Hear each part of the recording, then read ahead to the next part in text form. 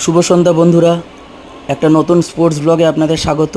এটা একটু অন্যরকম ব্লগ বলাই যায়।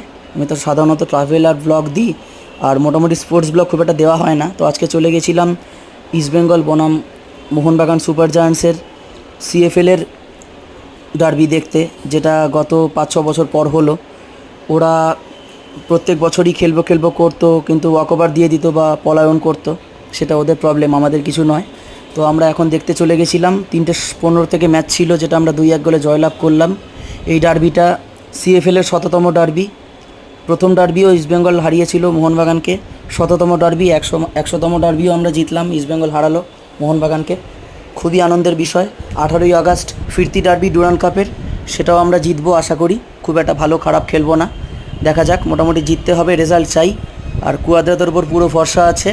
এই বলেই আজকের ব্লগটা শেষ করছি। সবাই সাবস্ক্রাইব করবেন। জয় ইস্টবেঙ্গল, শুভ সন্ধ্যা।